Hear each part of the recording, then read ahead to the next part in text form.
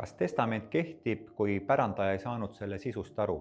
Kujutame ette sellist olukorda, kus Jüril ja Maril on eakas ema, Leida. Leida on 84-aastane, elab viimastel aastatel üksinda, tema tervist on järjest ja järjest halvenenud. Tal on diagnoositud sealjuures dementsus. Mõnel päeval ta tunneb lapsed ära, mõnel päeval mitte. Vahel ta unustab, kas ta on söönud, vahel ei mäleta, miks ta läks panka, kellele helistas, mida tegi.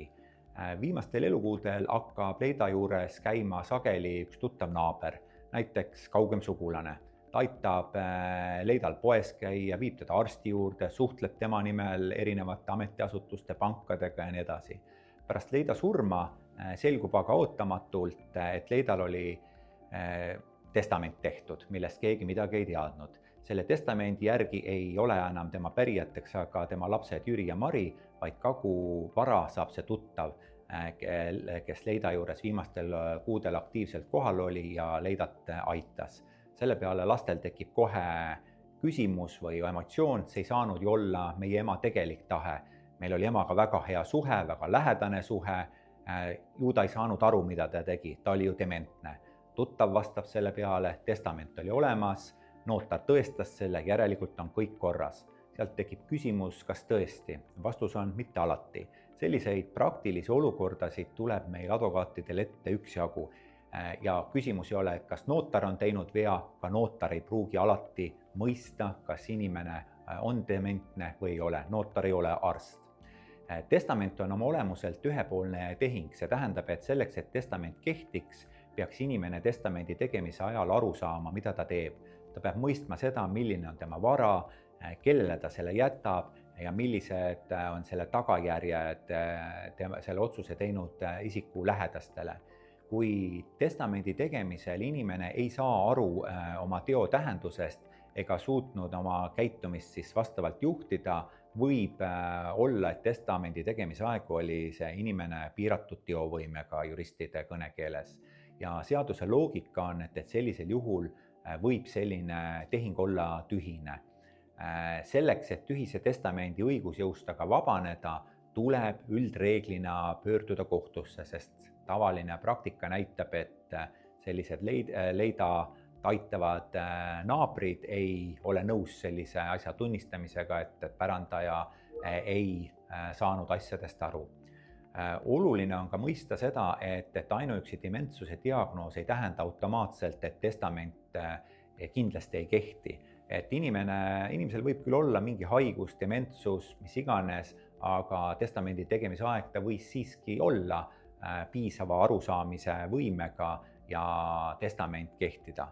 Seetõttu ei küsi kohus ainult diagnoosi, vaid küsitakse palju täpsemalt, et milline oli vaimne seisund just testamendi tegemise ajal. Ja siin on väga olulised erinevad meditsiinilised dokumendid, haiguslood, perearsti märkmed, neuroloogi, psühhiaatri hinnangud, ravimite info, mida see pärandaja tarvitas, haiglaravidokumendid. Kindlasti on olulised siis ümbruskonnas tegutsenud inimeste, pereliikmed, hooldajad, naabrid, arstid, sotsiaaltöötajad, seletused, kuidas nemad kirjeldavad siis seda inimest, et kas ta sai tollel ajal oma tegevustest aru või ei saanud aru.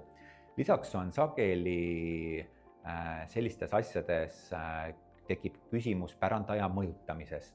Kas sellised testamendi tegemise juhtumid ei ole tehtud olukorras, kus teda mõjutati kas pettuse, ähvardusega, eksimusse viimisega või muus lubamatus mõjutamises. Ka seda tuleb tõendada, et kohtus ei piisa ainult sellest, et midagi on valesti, et ei, minu ema ei oleks mind pärandist ilma jätnud. Selleks on vaja konkreetseid tõendid. Ja praktikas on see, et see, kes vaidlustab testamenti, peab oma väiteid tõendama. Et juhul, kui me räägime siis võimalikust dementsusest, siis ilmselgelt on vaja psühhiaatrilist ekspertiisi, mis tuvastab, et testamendi tegemise aeg ei saanud inimene aru sellest, mida ta tegi. Kui me räägime siis pettusest või ähvardusest, on selle kohta või eksimusesse viimisest on vaja selle kohta tõendeid. Ja järelikult, kui meie kaasuse puhul Jüri ja Mari väidavad, et ema ei saanud testamendi sisust aru või teda mõjutati, peavad nemad kohtus selliseid väiteid tõendama. lisaks on oluline tähele panna, et pärand võib väga kiiresti edasi liikuda, järelikult tegutseda tuleb kohe ja vajadusel kohtus hagi tagamise korras siis blokeerida kinnisasja müük või raha kontol kasutamine. Samuti tuleb arvestada ajaliste piirangutega, et kui me räägime testamendi pettuse, ähvardusega, eksimusse viimisega tühistamisest, siis selleks on konkreetsed tähtajad seaduses ette nähtud. Seetõttu tuleks sellises olukorras kiiresti hinnata, kas on vaja esitada hagi ja kas on alust taotleda hagi tagamist, näiteks keelumärge kinnistusraamatusse ja nii edasi.